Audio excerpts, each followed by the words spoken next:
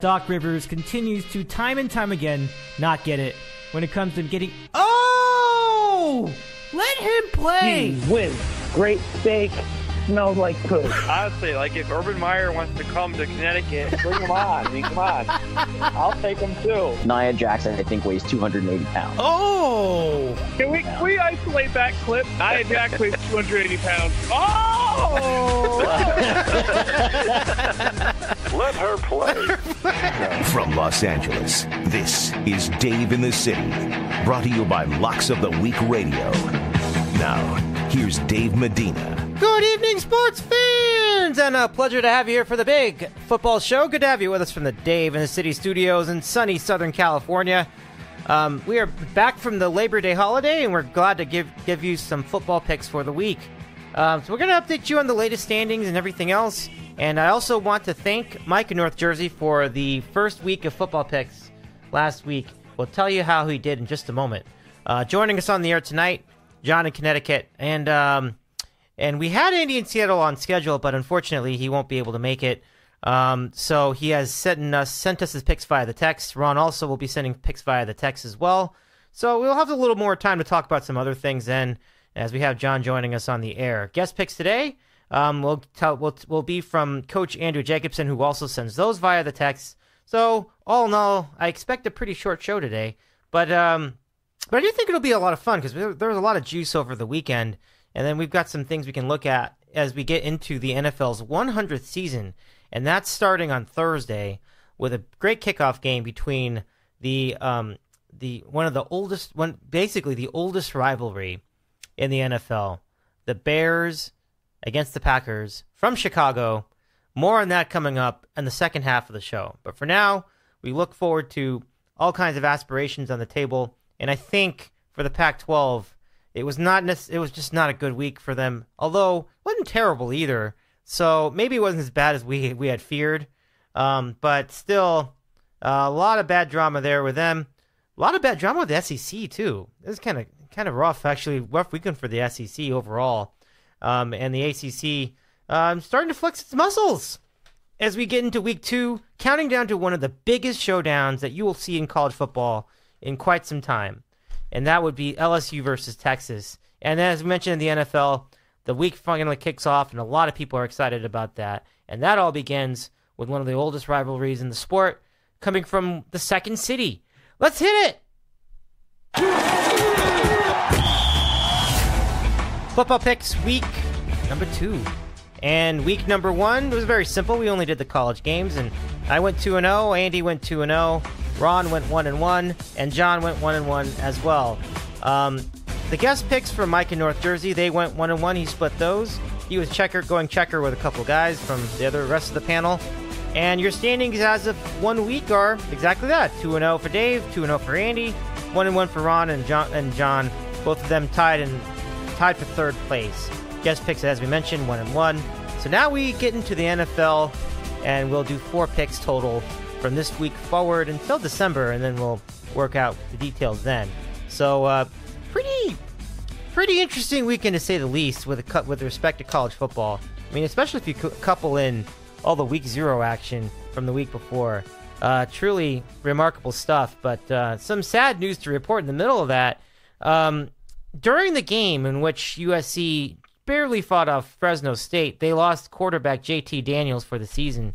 And not that anyone really had warm and fuzzy feelings about USC to begin with, but not having their best quarterback, a guy that actually has been pretty good. Granted, not so much during that week's game, but still, that's a huge loss for USC.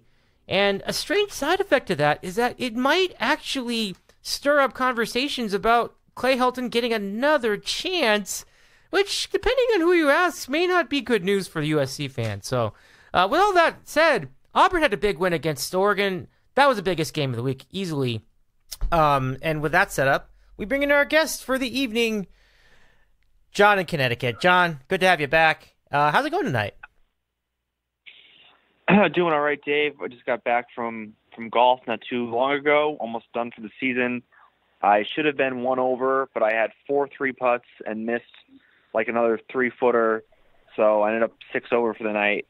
Golfers or anyone who likes to golf knows that 3 putts are the most frustrating thing ever because you're on the green, you're putting for birdie, and you end up walking away with a bogey. So I'm kind of frustrated about that, but I hit the ball pretty well, so I guess we'll take some solace in that fact for the final week next week. But yeah, enough about my golf game. It was a fun weekend of college football, and looking forward to discussing it with you and all the NFL action coming up this weekend. Yeah, no doubt about it. I mean, I've been there too with the 3-putting, and it's definitely painful, but it's all good. I mean, the fact that you got it on the green that consistently, that's pretty good.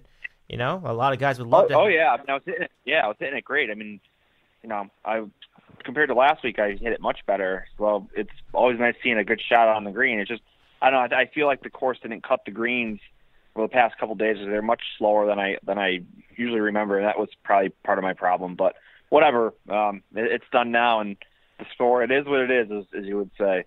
It is indeed. So let's do the recap of last week's action. And last week, a very memorable week 1, and a bunch of big upsets in the mix. So I'll give it to you for the recap. Yeah, I mean, I guess we'll start with that game you had mentioned, Oregon and Auburn. And once again, Oregon kind of gives it away in the fourth quarter. They were ahead 21-3, 21-6, something like that, and they just could not put Auburn away. And just goes to show you, I mean, we kind of mentioned it on the preview show a couple of weeks ago. We weren't, or at least I wasn't, a huge fan of Mario Cristobal. I mean, the team is clearly talented, but they just cannot close out these games, and they had Auburn dead to rights. They should not have lost that game. They somehow give them some life. Bo Nix was terrible. He had a nice drive to win the game, but basically his stats were awful. I'm going to get them up for you right now. They were like, he had like 170 yards or something like that. Let's see here. Well, I find that. Yeah, I mean, here we go. Of course, my computer stops working when I have it. But yeah, in any event, the Oregon should not have lost that game. And now, you're going to hear, oh yeah, the SEC, another big win, non-conference win. I mean, Auburn was not very good in that game. Here we go. Bo Nix was 13 of 31 for 177 yards, 2 touchdowns, 2 interceptions. Not very good. And then that last touchdown, he just kind of threw it up for grabs. I mean, I get it. He's a true freshman, but there's no way that Oregon should have lost that game. Yeah. And it just goes to show you that, they're just not meant for a national title run or a playoff run, especially with their coach. So that's what that comes down to. Auburn's got a brutal schedule going forward. I don't expect them to really do much of anything, especially if Bo Nix is going to play like that. They actually have a very interesting game against Tulane this weekend. Your Willie Fritz team, Dave. Yeah. I give them a chance to upset them. That was, they killed Florida International last Thursday, and, there's going to be a little bit of a letdown for Auburn, but, that'll be an interesting game. But, yeah, Auburn kind of escaped when there and got the cover, too. They threw it to the end zone when you figured they were just going to kind of run it up the middle and set up a field goal. They threw it to the end zone, and they got the cover at the end of the game, which is kind of even more brutal if you had bet Oregon in that spot. So that was kind of rough. But yeah. So the other SEC teams just completely shit the bed on Saturday. You had Missouri giving up basically 1 million yards rushing to Wyoming of all teams, and losing 37-31 in Wyoming. So that was pretty rough. Ole Miss, I think they had 200 yards of offense against the Memphis team that was just absolutely hideous on defense last year. And of course, their new offensive coordinator was Rich Rodriguez for Ole Miss. So I guess it's kind of par for the course with that one. It just goes to show you, like, he just still doesn't know what he's doing. So they were terrible. Tennessee, of course, I wish Ron was here because he would tell us about, every year, this is Tennessee's year. This is it for them. And they lose as 25-point underdogs outright to a Georgia State team that was 2-10 last year. Yeah. I mean, and it's not like it was some fluke either. Georgia State did not have that many less yardage than Tennessee. I watched it at the fourth quarter. They were playing with them easily. Obviously, they won the game, but it wasn't like, flukes like fumbles and interceptions and stuff like that. I mean, they definitely deserved to win that game, and if you're a Tennessee fan, like, why even bother going now to the games the rest of the year? It's just, it's rough. You can't. How are they going to beat these other teams? It's in the SEC. It's brutal. Well, maybe they will, because some of the SEC East looks pretty bad. Yeah. So the total yardage was 404 to 350. So that's basically dead even. Georgia State had more first downs. They outrushed Tennessee 213 to 93. They had 93 yards rushing against Georgia State. Like I said, a team that went 2-10 last year. That is just an unfathomable loss for Tennessee. And that was just bad. And then to top it off, the SEC, you had South Carolina losing to Mac Brown in North Carolina. And Dave, I don't know if you saw the end of the game here. Our old friend Mac. So Jake Bentley was hideous, and it turns out he had a foot injury, so maybe he has an excuse why he didn't. He's going to be out 4 to 6 weeks. Why he didn't play well? He was still in the game for whatever reason. He was bad, but maybe that was an excuse. But in any event, so he throws an interception. Going in, I think they were on the 30-yard line, whatever. So North Carolina's running out the clock. They get a couple first downs. So then they go to take some knees, and it's fourth down on the 50-yard line with 11 seconds left, and Mac Brown takes a knee on the 50-yard line with 11 seconds left. What is he doing?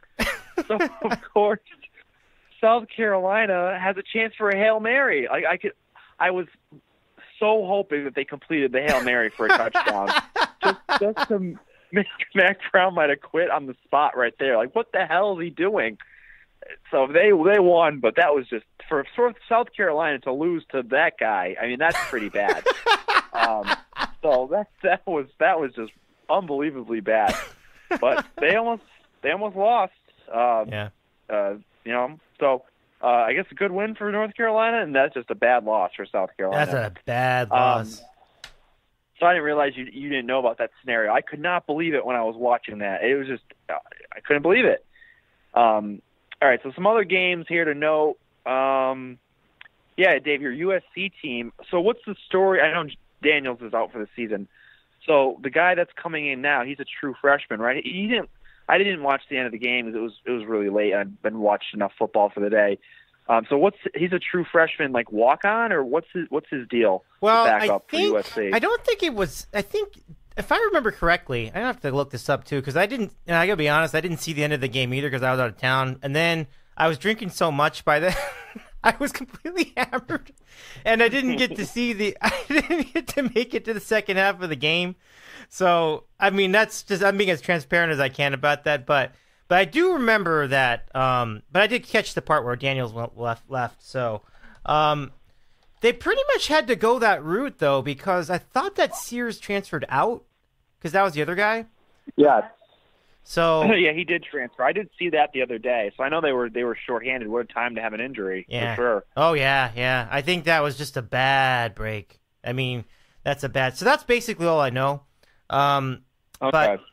But you basically had it down. It's basically just I don't know about a walk-on, but definitely a freshman, and all precipitated by the idea that, you don't often see the odds of a quarterback having an ACL tear and then missing the whole season in week one. I guess especially if it's a non-conference game, then it's just presumably easier opponent. But we both know that Fresno State's not that easy an opponent. We know that they've had a good year, even though they lost a bunch of guys.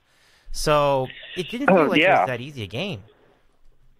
Yeah, no, they were more competitive than I thought. Although when Daniels went out of the game, they were dominating them pretty good. So if he had stayed in, I think it might have been a little bit of a different story. Fresno State might have gotten like a second wind, and it was 31-13 heading into the fourth quarter. So I mean, Fresno State was probably a little better than I thought, but the injury definitely helped them. Yeah. But yeah, we'll see how the kid does against Stanford this week, and that should be an interesting game.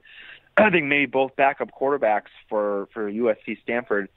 All right, let's see some other games here that I want to mention. I've got a couple. So I guess all right. So I'll go through a couple more. Okay. So Thursday night, Utah dominates. Well, really in the second half they dominated BYU. What really turned that game was a pick six, and Utah. I mean, who's going to challenge them now in the Pac-12 South? I mean, we're kind of thinking, maybe USC. Certainly not UCLA. They looked horrendous against Cincinnati. Only like 200 yards of offense. And Chip Kelly, where's the offense gone? I mean, he's just.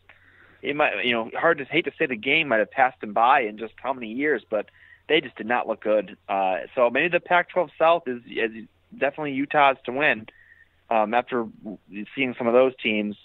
And then on a Friday night, really nothing too important to mention. How about South Florida? 49-0 at home against Wisconsin. I think we can add Charlie Strong to that hot seat. I mean, that's just brutal. Yeah. I mean, they didn't even cross midfield till in the fourth quarter. I mean, Wisconsin's got a good team, but come on, 49-0 at home. At home. That team is just a dumpster fire. The great thing about that game is maybe now it's another possible win for UConn this year. So happy about that. The Army surprisingly just gets by Rice, only 14-7. That was kind of interesting. Not a lot of offense there, and Army. I don't know. We'll see. I think maybe they're not quite as good this year. Hard to hate to go off one game, but that was not a great performance by them. And Rice is one of the worst teams in the country. Unless Rice is magically improved, that was not a good game by Army. UMass goes up 21-7 on Rutgers, and then Rutgers scores 41 straight points. Mm-hmm. So good for them. They look like they have a quarterback, McLean Carter, transfer from Texas Tech, had 340 yards and 2 touchdowns.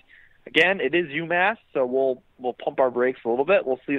Let's see if Rutgers can do it against Iowa. But at least for 1 week, the Rutgers faithful can have a good moment. Purdue completely gags a lead against Nevada. They had 4 turnovers. They had a 31-14 lead entering the fourth, and they just completely gave it away. That's just a bad loss for Purdue. You can't lose that game.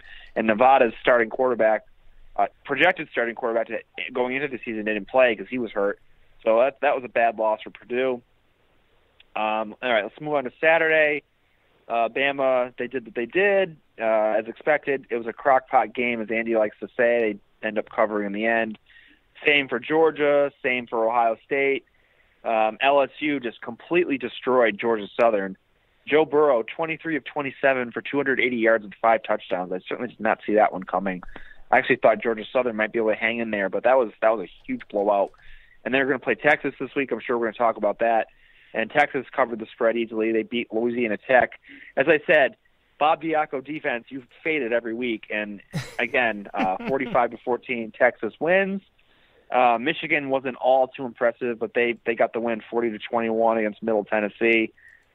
All right, a couple other games I'm going to mention here. How about, I don't know if you saw this, Dave.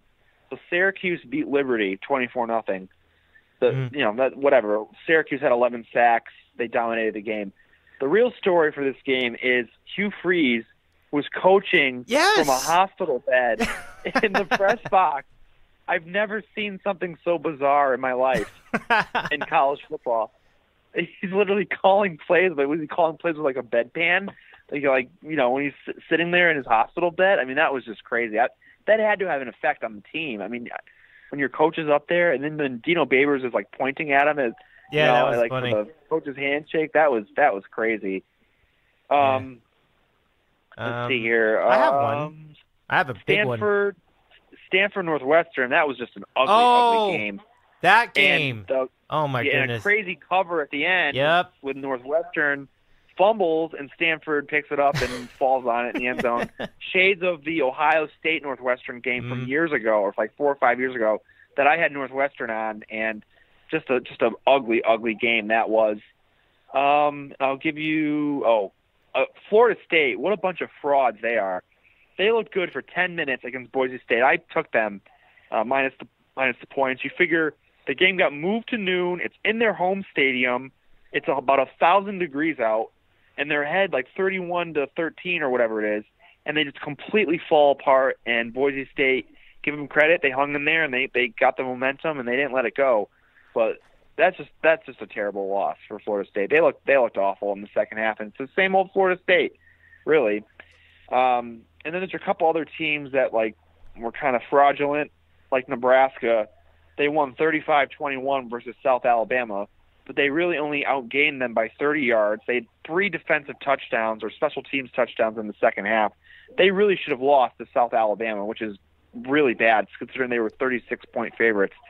So maybe we need to stop with the hype with Nebraska for now anyway. Maybe they were just going very vanilla with their game plan, whatever.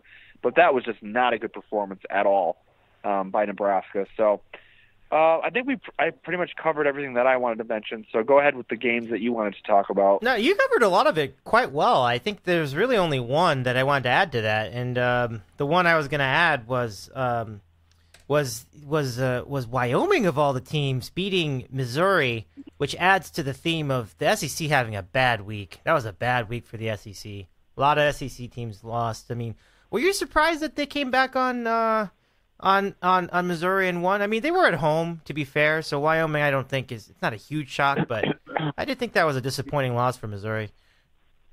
Oh yeah, I mean they were 17-point favorites. I mean, if you said to me, okay, they're going to win by like 10 or 12 or whatever and Wyoming will cover the spread, I said, oh yeah, sure, that easily could see that happening. But to get beat outright, and I'm going to look at the box score right now. I swear they gave up like 300 or 400 yards rushing to Wyoming. I mean that's pretty bad. I mean I know the Missouri defense has had their issues, but they were supposed to be like a kind of a hot team in the SEC this year, but it's certainly not looking out that way to start the year.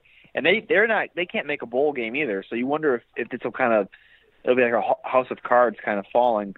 Let's see here. Yeah, Wyoming had 300 yards rushing. Ooh. And they averaged 7 yards per rush. I mean that's bad. And their quarterback was, I mean he had a nice game running the ball. I guess they were doing like one of those read option kind of things. He had 120 yards rushing, but he was only 6 of 16 for 92 yards. So they knew what was coming, and they still couldn't stop it. So definitely not a good start to the season for Missouri. One more, I think you may have covered this one, but it's worth bringing up again because there were some, including me, some hype about UCLA going into the year. But the one thing I never was very, very high on was Dorian Thompson-Robinson, their quarterback, DTR. His ability to throw is horrendous, and he had so many turnovers. I'm trying to remember if that was week 1 or a week. No, I think that was week 1. Yeah, back on Thursday, I think. Yeah. Yeah, that was a rough one for UCLA. So my question then is that just a bad game, or will they start to improve a little bit, or are you with me with the DTR scenario and he's just not cut out to be a leader of this team? Well, his stats were 8 of 26 for 156 yards, 2 touchdowns, 2 interceptions. His QBR, if you go by that, was 5.9. Mm-hmm. So that's bad. I think I did kind of briefly mention this. I mean, has the game passed Chip Kelly by? Like, I don't know. I mean, they were bad. Granted, I did not see this game. I was enthralled with the UConn-Wagner game. I will not go into details about what happened with that game. UConn won, that's all I will say. But so I did not get to see this game. But judging by the stats, I mean, UCLA was bad. And, we had questions about Chip Kelly and we had questions about DTR heading into the season. And so far through one game, they haven't been answered. And Cincinnati, they're an okay mid-major team. I mean, they're a group of 5 team. I mean, they're a top 50 team, but UCLA should do better than 200 yards of offense. Yeah. In the second year of Chip Kelly's scheme. I mean, come on, you got to do better than that. And now UCLA is going to play San Diego State this weekend, and they have a really good defense. So that could be another kind of ugly kind of game. Yeah, no doubt. I mean, the one thing that killed the team, that killed the Bruins, was the turnovers by DTR. I mean, he was just turning the ball over. I think he had 4 in the game. I mean, that's pretty rough. So, I don't know what channel that the next game's going to be on, but that's going to be pretty tricky. Okay, I guess that's it. So let's go ahead and go to the picks. And John,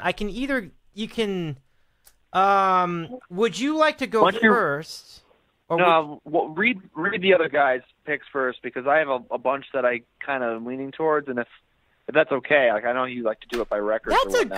That's a good thought. Well, I was going to ask, do you want me to read the other ones first, or do you want to go first? So I can read the other ones. Yeah, read the other ones first, because I have a bunch that I like. If someone's taken the same as me, I can go in a different direction. Okay, let's do it. So we're going to then start with my picks first, and here we go. We'll go very quickly with mine. But I got a couple of interesting surprises here for you guys. So why don't we start with this one? Now, I actually have been on the Nebraska train, but not this week. I'm actually going to go Colorado plus 3.5 against Nebraska. The line went down from 7.5 to 3.5. And either way, it's pretty unusual to give a home team that many points, especially in a rivalry game. I know they haven't played a lot lately, and to really bring that point home, this is the first meeting between these two teams in Boulder since 2009. So that's a long time ago. Because of conference realignment, they can't play each other every year anymore. So I got to think that the Colorado fans are fired up. And I'll tell you what, I'm going to take my chance on the home team in this one. And John's kind of right. I think Nebraska's starting to look a little overrated in the early going. So we'll see about that one. Game number 2. Principal play for me, Tom Herman at home.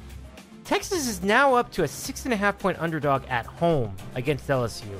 Now, I know that LSU had a great dominant performance against Georgia Southern, and overall, I think that this is a pretty good program right now. The way Ed Orgeron is recruiting, a very talented team, very athletic team. These guys got dudes, but I mean, if you're talking about who's the better quarterback, the answer, to me, I think is Sam Ehlinger, and it's just surprising that they'd be this big of an underdog right now. But maybe they know more than I don't know. It could be a trap for all I know. But I'm still going to ride the principal play here. Tom Herman as an underdog at home. Texas plus 6.5 to go along with Colorado plus 3.5 for my picks. College Week 2. Okay, so now let's go to Andy's picks, and we'll be just as quick with those. Andy's first pick is Stanford getting 1 at USC. There's still some debate as to whether... Or not debate, but some uncertainty as to whether Costello will play at quarterback for Stanford. But whether he plays or not, I feel like I feel like USC is going to be a real hot mess compared to what Stanford's up to, even without their quarterback. So that makes sense for Andy to pick Stanford.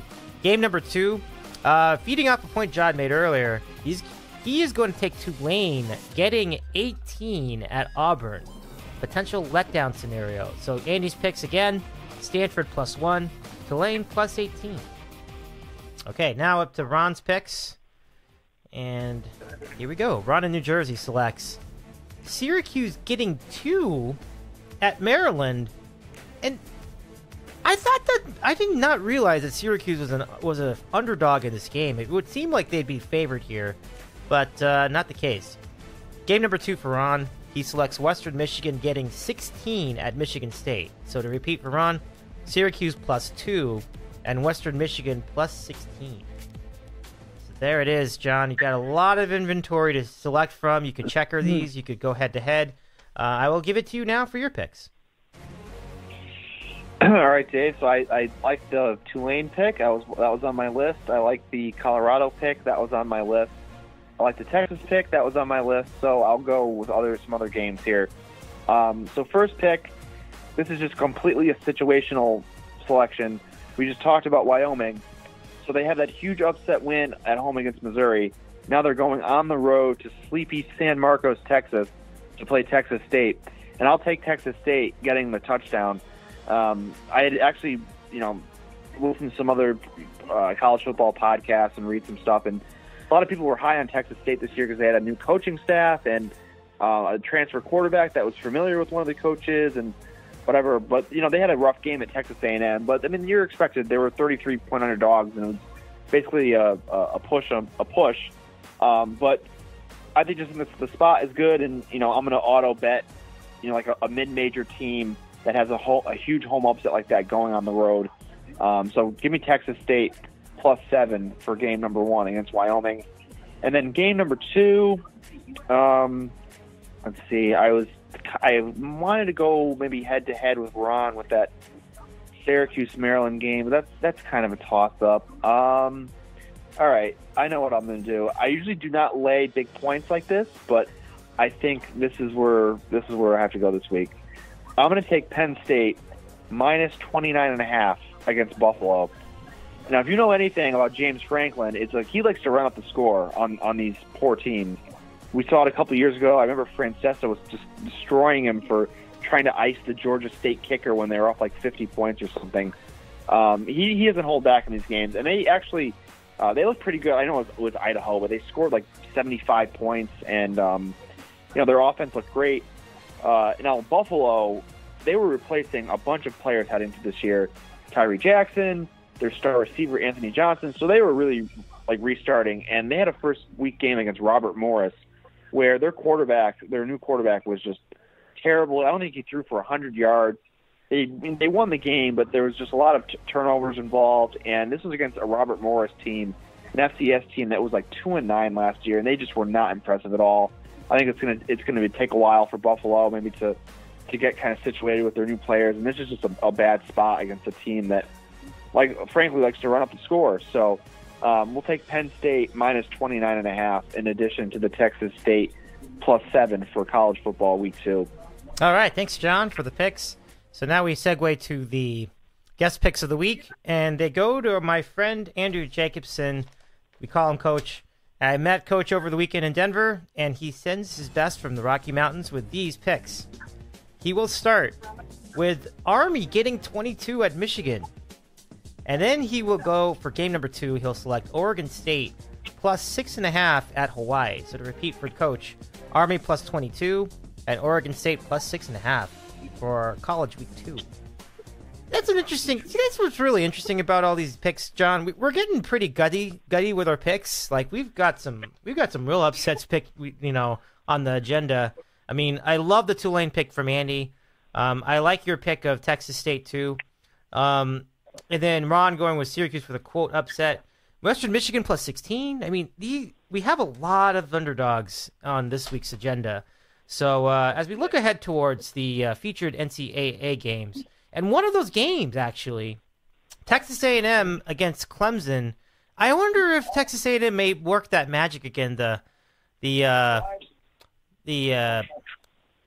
can't I remember his name now? But the Jimbo Magic, kind of like last year where they kind of play him close. We'll see. Then Nebraska and Colorado, as I mentioned, a revival of a rivalry. It's a home and home too. They played in Lincoln last year, and then LSU Texas, clearly the game of the week. So, John, let's get your thoughts about this week's NCAA action. Yeah, that Texas LSU game, that's going to be fascinating. I mean, Herman is a dog. I think that's where you got to go in this scenario. Despite Joe Burrow's magnificent performance against Georgia Southern, I'm still not sold 100% as him as like a big-time quarterback. I'm still not sold on Ed O in this kind of game against Herman. So, I'll have to go with the points in Texas in this spot, although it should be a really just fascinating game. And, you'd love to see when these two like powerhouse programs get together early in the season. I mean, and if one loses, it's not going to hurt them because they're both in the top 10. By the end of the year, if they win out, it'll be fine. If either will take a loss, but I think both offenses will do pretty well here. Ellinger has turned into a pretty dynamic quarterback, and I think it'll be a close game, and I think 6.5 points is probably way too much from the spread standpoint. I'd be surprised if LSU blows them out.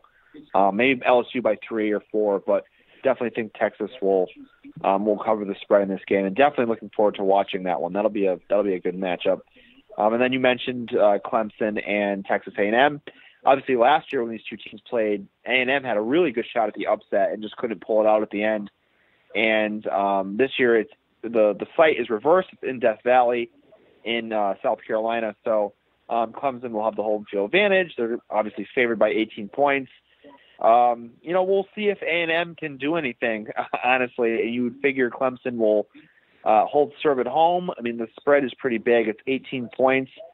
It's kind of one of those spreads where it's kind of begging you to take A&M, but Clemson is just so talented this year, and especially on offense anyway. You figure a lot of points are scored in this game.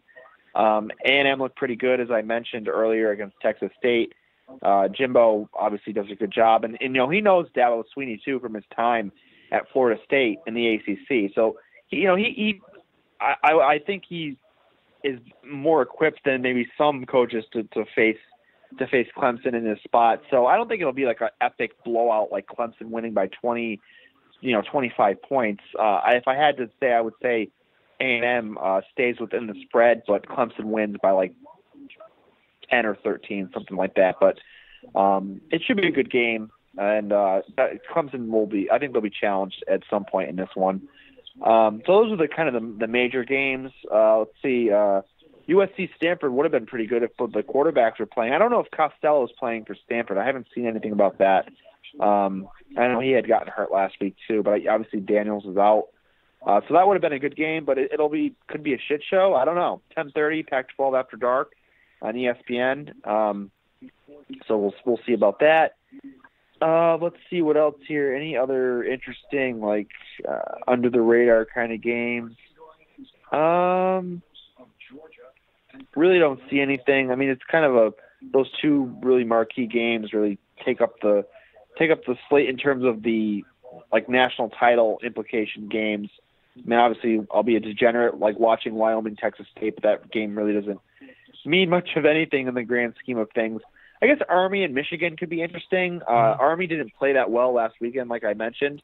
But, if they can get their option going, they could beat anybody because they just hold the ball so long. We saw it last year against Oklahoma where they held the ball for like 40-something minutes and had those long drives and were able to keep Kyler Murray in Oklahoma off the field, and that's how they almost won and took the game to overtime. That could be the same blueprint here against Michigan, although Army doesn't look quite as strong this year, but we'll see. It just takes 1 week for that option to get going and for the right scenarios to happen. So that'll be an interesting watch. And then Cincinnati and Ohio State too.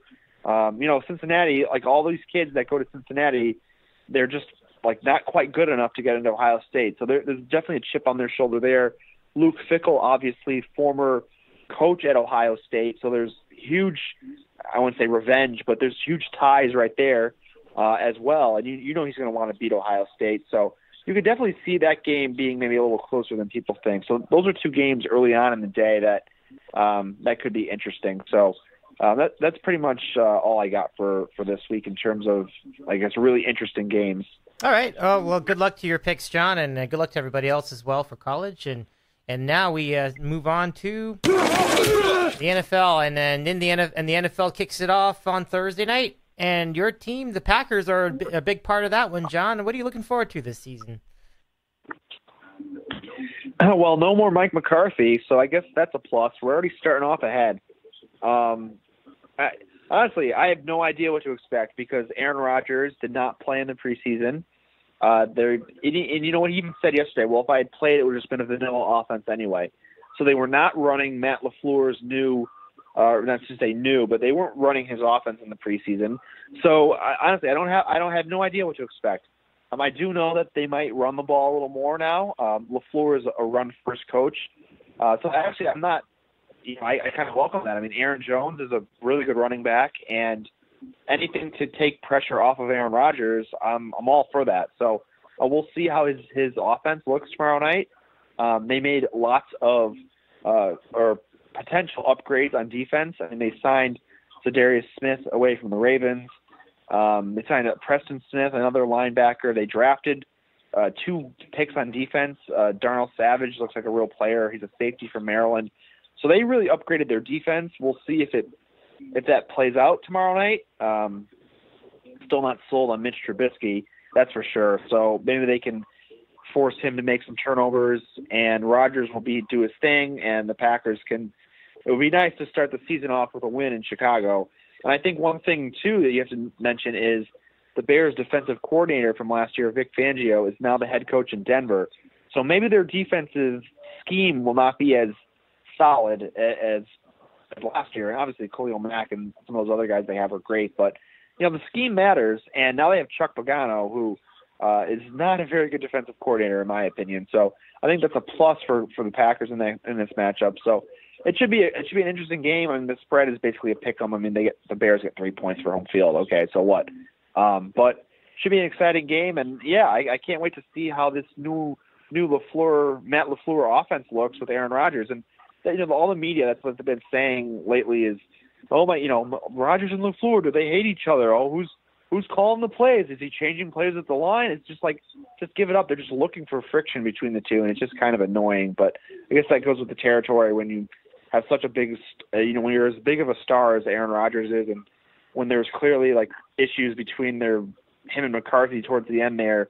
That's what the media is going to go to. But I just wish they would hold off on that for a while anyway. The guy hasn't coached a game yet. I mean, come on, let it breathe a little bit. Yeah, no doubt about it. I'm looking forward to that game, and as you know, there are going to be massive fantasy implications with that matchup on Thursday night. So, first question out of the box: Are you in our FanDuel, the board FanDuel for that game? I don't think that game's in there though. But no, the Thursday games are not in the duels, but I am signed up for the duel for this Sunday. Cool, I love it. I'm in there too, so I don't do as many of the NFL ones, but I'll try one this week. It should be a lot of fun. And oh yeah, you can't go wrong with especially if you take a couple Monday night players, then you can just kind of see yourself going up the leaderboard on Monday night. That's the best scenario. And Monday night has a doubleheader this week, and that first game between Houston and New Orleans, that's going to be a real winner. There could be a lot of offense in that game. Oh yeah, obviously the Saints at home, pretty prolific offense, and then Deshaun Watson and the Texans, they can put up points on the board too. They just fortified their offensive line by trading for Laramie Tunsil from the Dolphins, and he's got plenty of offensive weapons. I mean, I don't know what they're going to do at running back now. Lamar Miller tore his ACL, and they're going to be kind of struggling there. But I mean, Watson to Hopkins and Fuller, and they got a good offense. So that definitely should be a pretty exciting game. The over/under is only 52. You would figure that would go over. And then you have Broncos Raiders, which I think we might be all in bed by then. I mean, who cares at that point? I mean, yeah. I mean, John Gruden, and the Joe Flacco on the Broncos. I mean, it's just I guess it's just not a sexy matchup in my opinion. But hey, someone's got to win, someone's got to lose. So catch a little bit of it, I guess. Yep. Well, in that case, let's go to the picks, and we'll get right to it. So once again, I'll go ahead and read what the three of us have, and then I'll give it to you for yours. So let's start with my picks. And honestly, whatever little I know about about these college football spreads, I know even less about the NFL spread. So these are guesses for me. I'm going to start with game number 1. Redskins getting 10 at the Eagles. This is the ultimate principal play. I mean, first of all, I don't think the Eagles are even that good. Well, I mean, they're good, but I don't think they're good enough to beat the Redskins by 20 plus. I will certainly let John rebut that if he wants, but in a divisional game, you usually don't want to be laying 10 or more points. That seems a little odd. So we're gonna go Redskins plus 10 for game number 1. Game number 2, we're taking the Rams, minus 2.5 at the Panthers. I don't think the Rams are going to be as great as they were last year when they made the Super Bowl, but this is just a scenario where I just don't know what the Panthers have on the table. Like Cam, and that's about it. Well, okay, McCaffrey too, but the defense has been so weak lately from Carolina, so I'm not really sure how they're going to stop the Rams in the first week of the season. And as far as I know, everybody in the Rams is healthy. The Rams beat reporter Lindsey Theory said that the Wednesday injury report is literally there are no injuries. So that's a great sign for the Rams. I think they're going to be ready to go. Cooper Kupp is apparently going to play. It should be a pretty good game as long as everybody stays healthy. So Redskins plus 10, Rams minus 2.5. For Dave, week number 1 NFL. Okay, so now let's grind through these other picks, and we'll start with Andy's picks. Andy has these two selections. He will go checker on a checker with my pick of Rams minus 2.5 at the Panthers. He will also take the road team in tomorrow's action. He's going Packers +3 at the Bears. So for Andy, it's Rams -2.5 and Packers +3 for NFL Week 1. And now, let's go to Ron's picks. Here they come. Ron's picks are, he's going to, oh my goodness, he's going head-to-head with both me and Andy. So he's going to go take the Panthers. He has +3. I'll work that out later. But he's going to go with the Panthers, basically, in that game against the Rams. And in game number 2, Ron selects the Seahawks -9.5 versus the Bengals, where the bottom fell out completely with that team. So Panthers +3 we'll say for now, and Seahawks -9.5 for Ron in New Jersey. All right, Checker. Hopefully I wasn't too fast saying all that. We'll go to you now for your picks. All right, Dave. I'm going to agree with Ron and go head-to-head with you and Andy. I'll take the Panthers +2.5, +3, whatever you want to make it. It's just the Super Bowl hangover. I mean, the Super Bowl losers, I saw a ridiculous stat. They're like 2-10 against the spread or straight up, or it was not good over the last how many years. I have to get the exact stat, but the Super Bowl hangover is real. This is your traditional scenario of a West Coast team traveling east. I mean, the spread is, I'm sure all the money is on the Rams, and it's probably dropping to 2.5. It's just your typical trap kind of game. The health of Newton does concern me a little bit, obviously, because he was hurt in the preseason. But if he's going to be out there, you got to figure he's going to be healthy enough to play. And I just think it's like a spot situation to play Carolina. So give me the Panthers to win the game outright, +2.5, +3, whatever, for game number 1. And then for game 2, probably shouldn't do this, but I will take the Chargers -6.5 against the Colts. Obviously, we know the whole situation with Andrew Luck retiring. And the Colts are saying and doing what they should say as a team. Oh, we're going to rally around Jacoby Brissett, and it's going to be we can challenge for the playoffs. They even gave him a $30 million extension, which that was a little crazy. I mean, let the guy play some games first. When he played 2 years ago in place of Luck, he was okay. I mean, he wasn't Nathan Peterman bad, but he was a bottom-tier starter in the league. And the team around him is better now, for sure. I will say that. But Luck was worth at least 3 or 4 points to this team. And the fact that you can get it right now under a touchdown, I will definitely jump on that. The Chargers, they're going through their own, holdout situation with Melvin Gordon, but honestly, don't really think they need him. He was kind of had a rough yards per carry last year. He did a lot of damage out of the backfield, which can be replaceable. I mean, Eckler is pretty good for that kind of thing. And then Justin Jackson, he can kind of be there in between the tackles guy. Their defense will still be legit. I know Derwin James is going to be missing, but I think for this game anyway, I mean, you always hate trusting the Chargers, but they should win this game by a touchdown. So give me the Chargers -6.5 for game 2. In addition to the Panthers, plus whatever you want to make it, Dave, 2.5, 3, that's fine. Against the Rams to get the upset for week number 1 in the NFL. Yeah, I'll go ahead and I'll set it at 3 because I know when I actually wrote my pick, I wrote 3.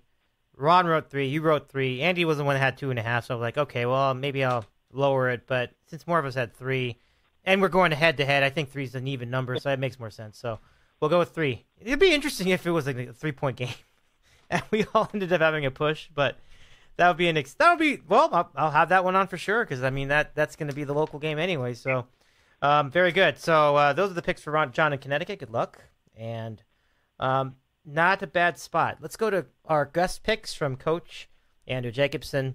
Here they come.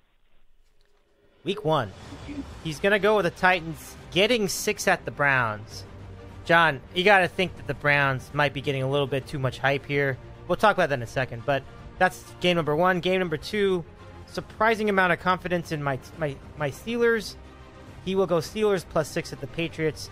Good arguments to be had for this, obviously. The Steelers have been improving over the last couple seasons, especially on defense. But beating the Patriots on the road is tough, even though I know Tom Brady's getting older. He might look even more human this year. With the age does not lose in this battle. So to repeat for Coach, Titans +6, Steelers +6. Look at that. So yeah, John, let's talk about some of those NFC North. Some of those AFC North teams as well. It's an interesting division because you do have all the hype on Cleveland, but a lot of people do think that the Steelers will be right there, and we know that Baltimore could actually be pretty good this year. Could be pretty good this year once they build an offense around Lamar Jackson. You hinted at this during the playoff coverage last year. So looking at that division, how would you evaluate those three teams? Well, it's a different year for the Steelers now with a full, you're heading into it knowing there's no Antonio Brown and there's no Le'Veon Bell. James Conner filled in pretty well last year for Bell. We'll see if he can do that again. We'll see. I don't think they can replace Antonio Brown. Juju Smith-Schuster, is he going to be as effective when he's the number one guy that defenses are going to focus on rather than the number two guy? If people are double teaming Brown, Juju got open. So we'll see about that. I think the Browns are going to get all the hype for sure. Baker Mayfield had a great first year, and then they add all the talent. Odell Beckham. They bolstered their offensive line. They actually traded away someone on their offensive line to the Browns in that trade. But they're very talented on offense. They added Kareem Hunt. We'll see when he's going to play. Obviously, they still have Chubb. They still have Landry. They still have Njoku. It's going to be a fun offense to watch. We'll see if they can live up to the hype. And as far as the Ravens, you're right. It's going to come down to whether Lamar Jackson has progressed in terms of his passing.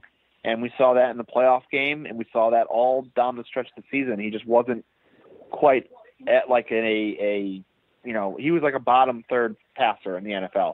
He's certainly an incredible athlete, and you saw what he could do when they were kind of doing like a read option kind of play.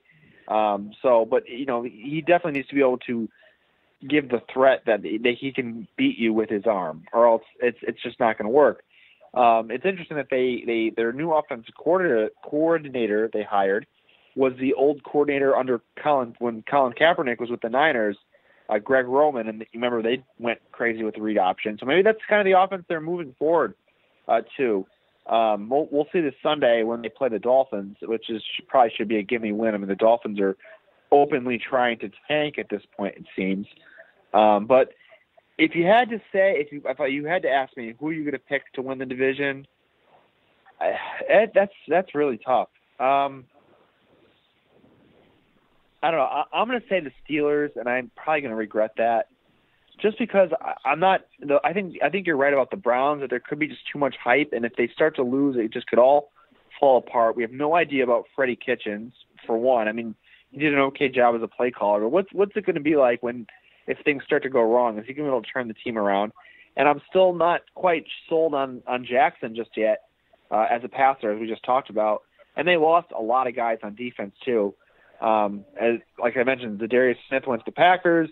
They lost a number of other guys too. Names escape me at the moment, but their defense will not be quite as good as last year. So for those reasons alone, I think maybe a little less drama with the Steelers with Antonio Brown gone, and certainly Bell too. So I think the Steelers will just squeak it out, and I could be completely wrong about that. But just for now, I'll say Pittsburgh.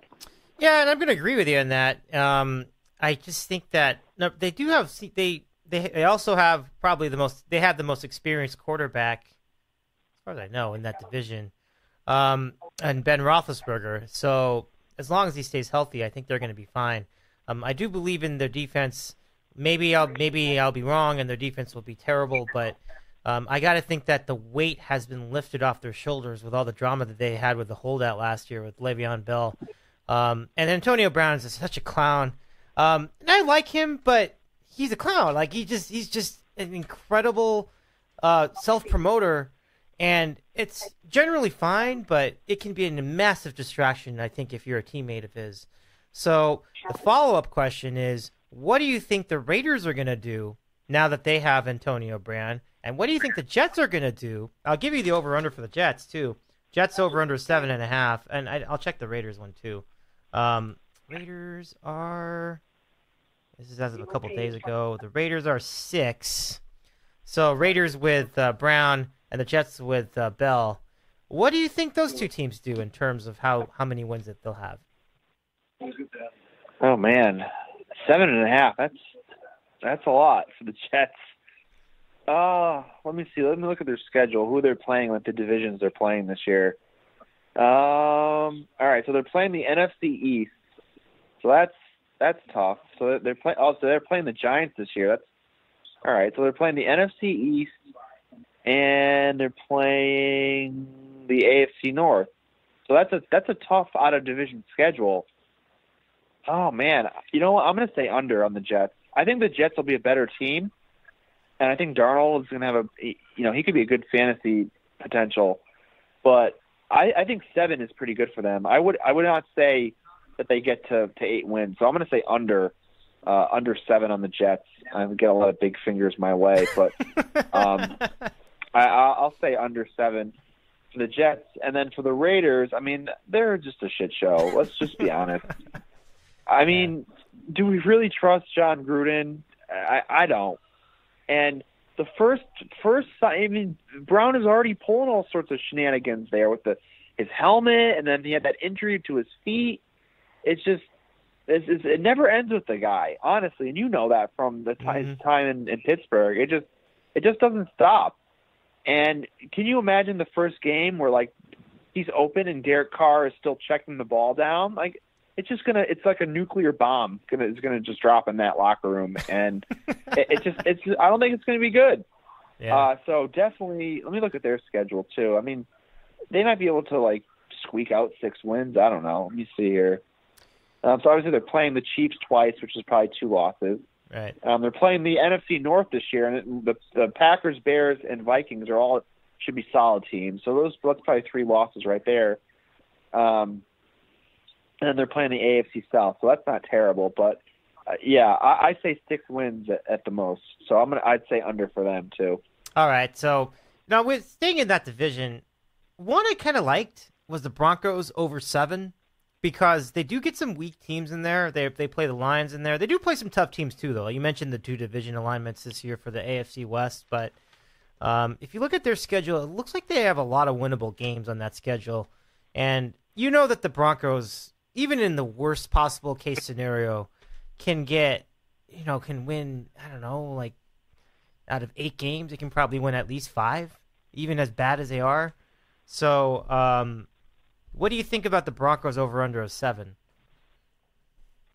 And this is with Flacco. It's going to be interesting. Yeah, Flacco that's I don't know. That kind of holds you back. I mean, I can't say under on all these teams. I mean, someone's got to win some games. I mean, if they can beat the Raiders twice, I mean, that's a huge game week 1 actually for the under-overs for whoever's betting that. I don't know why you would, but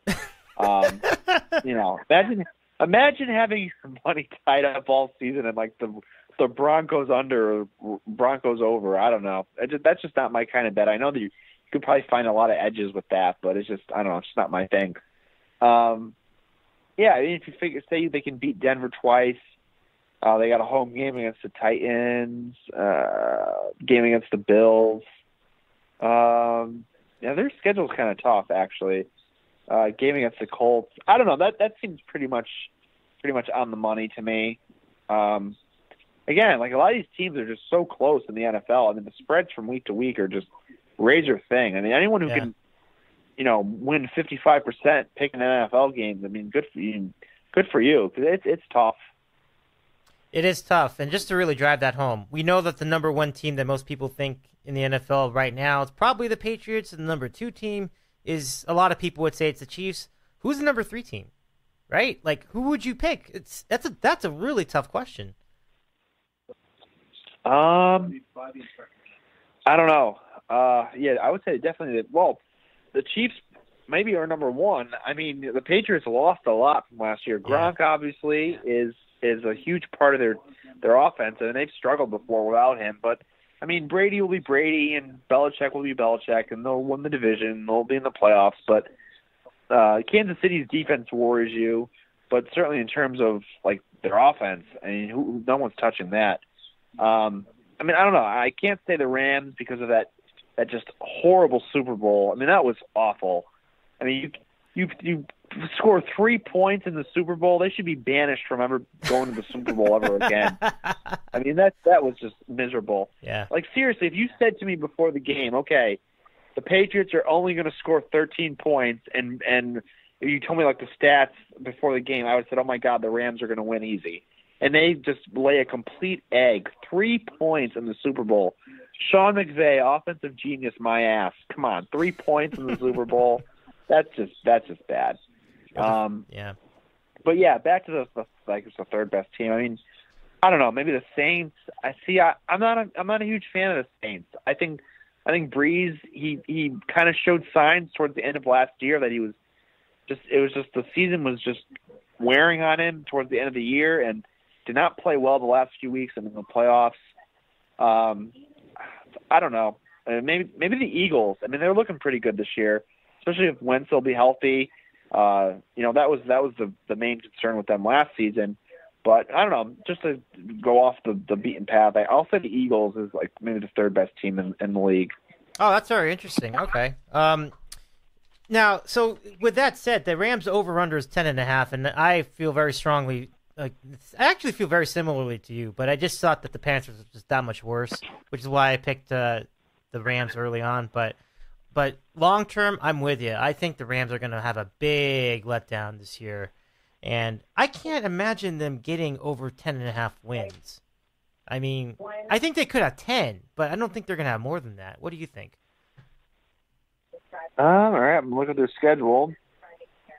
Let's see. The first thing is just look at their road games. All right, I just said they're going to lose to Carolina, so we're going to have to count that as a loss. They're at Cleveland, a Sunday night game. That'll be interesting. Yeah.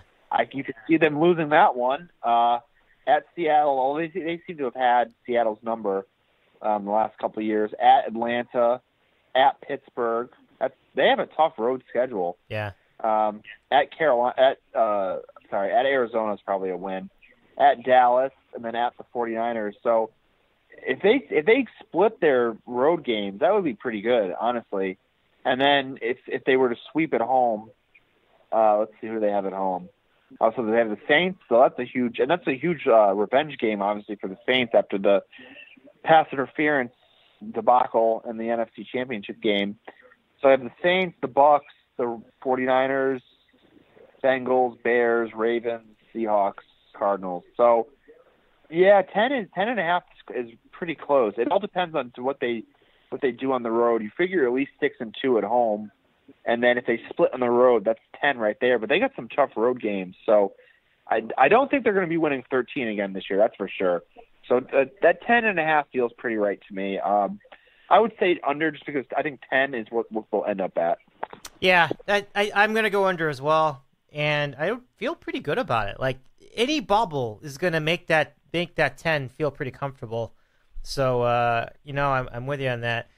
One other thing you got to look at is that, remember, the defense is composed of a lot of free agents in that defensive backfield and in the linebacking core. And not only do those guys get older, but I think some of them didn't resign. So it's like they were already a hodgepodge on defense, and now they're just going to lose some of those guys. I mean, I don't trust that defense. Yeah, I think we've talked about this previously, maybe last year, that it's just when you start bringing in like 1 year players, and not only it affects the team chemistry, it just the salary cap. It just how long can you keep kind of kicking the can down the road, so to speak, with the contracts and just trying to be like a year-to-year team. So I definitely can see that point of it, but I'm more concerned about their offense, honestly, after what I saw in the Super Bowl. I mean, I still can't get over that. It just blows your mind. And yeah. We'll see if Goff can reclaim what he had done last season. Gurley's knee, or arthritic knee, we'll see if that, they barely used him in the playoffs, and if he's got issues, then I do think getting Kupp back will help. Their offense was more explosive when he was in there, when they have their three receivers, but I'm pretty concerned about the Rams' offense heading into this season. I would say more so than the defense, but you certainly do raise a valid point. Yeah, no, I certainly. I am concerned about the offense too, but not in week one because I felt enough about them. I felt good enough about them to take them for the win. That's just saying that the Panthers' defense is brutal, and I don't know, John. If you look at where the Panthers would end up going, do you see them having a ceiling of getting to the playoffs?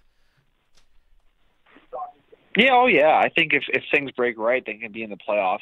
I mean, I think all those teams in the NFC South could contend. Well, obviously the Saints are probably the favorite, but Atlanta and Carolina are probably the next like wild card contenders. I mean, Carolina I think they were 7-2 last year or something, and they just completely fell apart. But were having a good season, so I definitely could see them in playoff contention. Well, I can see that because of Cam Newton's abilities. I mean, he really is one of the best. Yeah, I would say so. I think as long as he's healthy, he's one of the best quarterbacks in the NFL today. There's no question about that. So I think that is what makes that very interesting for them. So you're right. I think they will have a chance to be in the playoffs. And the NFC South can be very unpredictable from year to year, so you don't really know who steps up. I kind of like Atlanta here this year as well because, there's some pretty good talent on that team anyway. And Ryan, for all I've said about him, and for as much as I can't stand him in a big spot, he's still a pretty good quarterback. So I think he'll be all right too. So all right, I think that wraps it up in terms of predicting the season. Let's just give it to you for final thoughts, John. Yeah, it's going to be a fun journey as we head over the next 3 or 4 months. I have to say, I'm very excited for the Packers to play tomorrow night, and I will definitely end that. But I'm more into the college football games this year for whatever reason. I don't know. Maybe that'll change after a first red zone Sunday, and I'll obviously be watching. But I feel like I'm more into college football this year. We'll see. But it should be fun, and the long wait is over, and football is back, and always appreciate you having us on to give our rants and nonsensical thoughts and our picks, and it's always a fun time. So thanks, Dave, and enjoy all the games, and it should be a fun season. And John, I reciprocate that to you. Have a great time this weekend. Enjoy all the college action and the pros as well. And good luck to your picks. And have a good weekend, my friend. All right, Dave. Thanks. We'll talk to you soon. Okay. See you, John. Take care. And that's it for John in Connecticut tonight. And that's our show. And I feel similarly to John in terms of the college season. I'm kind of getting more into the college games too.